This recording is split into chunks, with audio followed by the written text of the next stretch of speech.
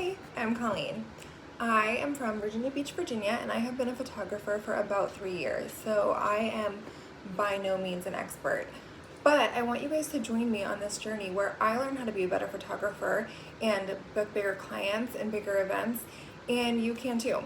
So I'm going to teach you basically what I've learned by paying for podcasts and videos and courses and private instruction with one-on-one professional photographers.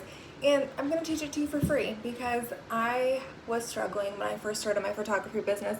I still am struggling. And there's people out there who want to charge you a ton of money for education. And I know that a lot of the time it's other photographers who want to, in their small businesses, they want to benefit off of that as well. But we're all small businesses too. We're all struggling. So I'm going to teach you some tips and tricks that I have learned that will hopefully make all of us better photographers. So if you are a new photographer, you're definitely in the right place. If you are a pro photographer, you're probably in the right place because I want you to write in the comments what you think I can be doing better.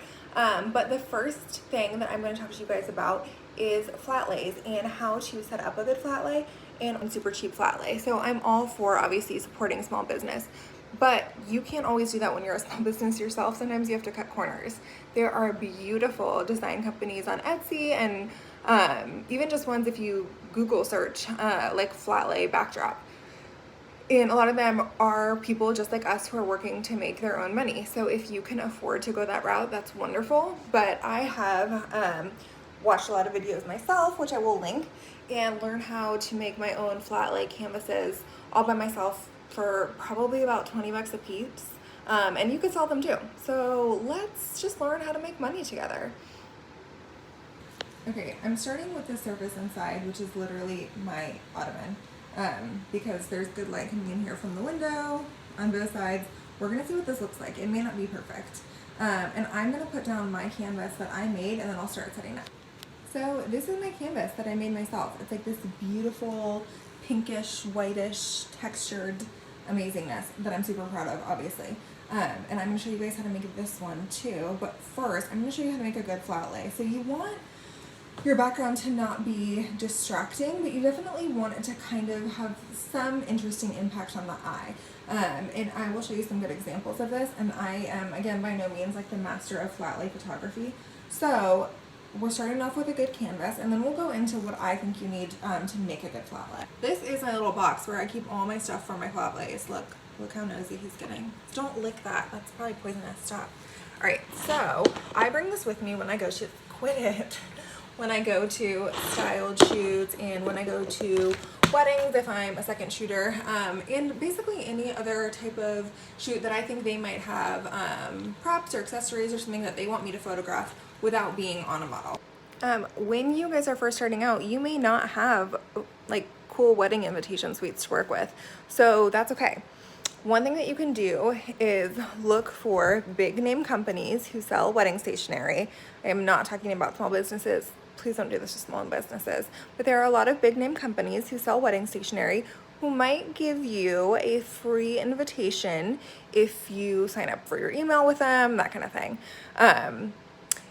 I got lucky because I'm getting married, so I actually have a lot of samples of wedding invitations that I've gotten from various companies, but the ones I love the most I paid for, and they came from this calligrapher on Etsy whose name I will link below, and she sells like whole wedding invitation suites that you can buy for, she sells them I think like $70 to $90, or basically like scraps, stuff that were left over where the ink didn't transfer well or the paper is maybe not lined up correctly. She'll sell sets of those, and she sells those for like 25 bucks. So I bought one for 25 bucks, and basically I used the scraps to create these gorgeous flat lays.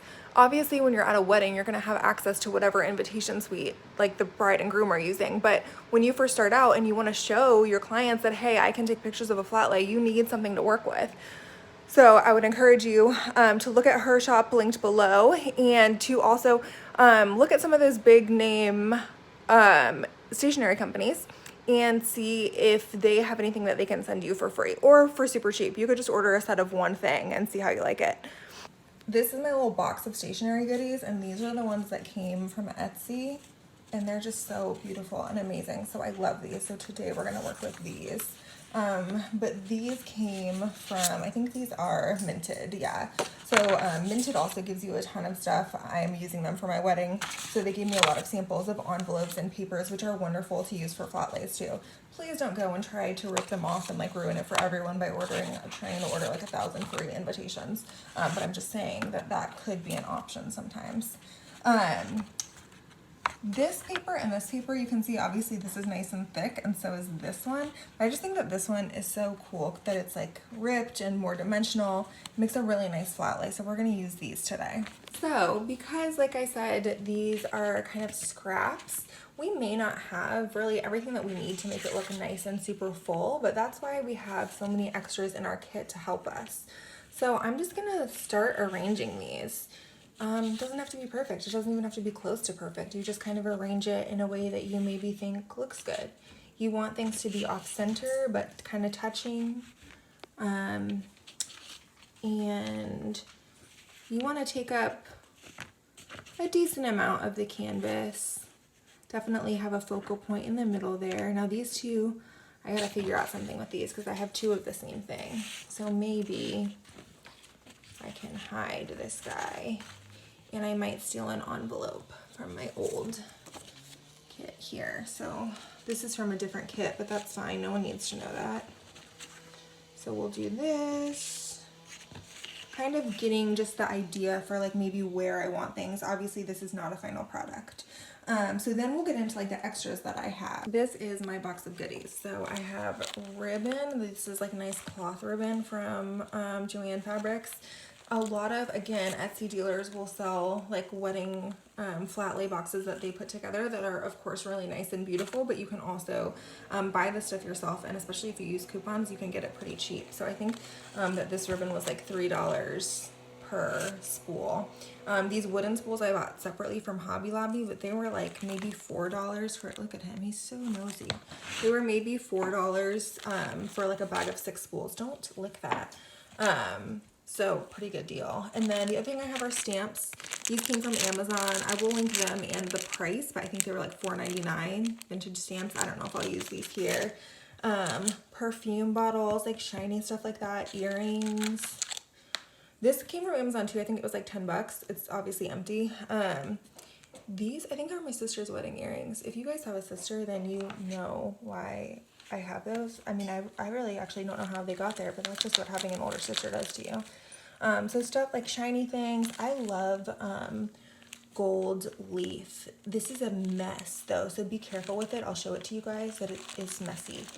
Be careful if you use that. Fake wax seals are kind of fun. These actually came from Etsy from the same calligrapher who sent me this suite. So those were a nice little fun addition to have.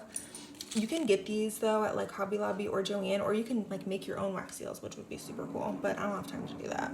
And then Greenery. Obviously this is fake. Hopefully it doesn't look that obvious in pictures. When you are at a wedding, the greenery that you use does not have to come from your little accessory box. It should probably come from whatever it is that the bride and groom are using for their flowers, but definitely make sure you ask. I'm getting married and I have a very tight flower budget. So like I may not have a flower to spare for the photographer because I'm literally trying to use every single last one. I want it to look like I'm like buried in flowers at my wedding, like midsummer-esque-ish, if you know what I'm talking about. So ask before you just like go and borrow their flowers. So you do that, or you know, if you bring your own, or even if it's like a big venue like a hotel and you can like get a little sprig off of a bush and you can do it economically. Oh my God, you guys. You let me wear different size earrings this whole time? That's really funny. Anyway, if you can do it in a way that's like environmentally friendly, then do that too. But you just want it to kind of match the rest of what we're doing. So let's keep going. You guys, that's so embarrassing. Come on. The other thing that you're gonna need in your kit that I forgot to mention because I'm lazy and I actually usually just like use whatever is around are lifting blocks. I think that's what they're called. You can get acrylic ones on Amazon for like 10 bucks. I'm telling you, hang on.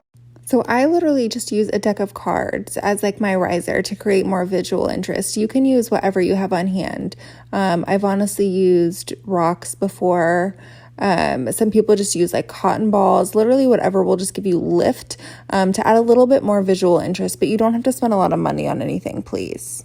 The other thing I want to mention is when you are shooting this, to be shooting with an f-stop of like around 5 or 6. That way you can capture those little details and they're not going to be so just blown out as bokeh in the background, but you're going to be able to kind of get that crisp view of everything that's going on in that invitation suite, and you won't just be focused on where your focal point is or what is in the center of it. So try to stay around at least 5 or 6. And you guys obviously want your ribbon to look like almost non-purposeful. Like you kind of have to work at it to make it look messed up to the point where you want it. Now I'm gonna add gold leaf. Pray for me, because this is gonna get all over everything. This is also, like, after you do your ribbon is the point where you could add like stamps or the faux wax seals. You're just kind of bringing things together with like a similar texture, color, pattern, that kind of thing.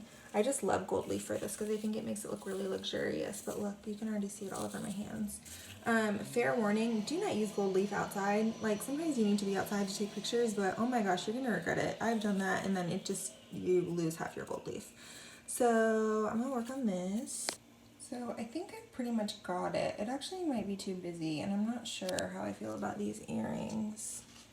Let's take those off, and then maybe put these leaves closer. You're gonna end up playing with it for a long time. Ooh, I like that better. And then let's see what some shots on my actual camera look like. Also, I'm shooting this with a 35mm.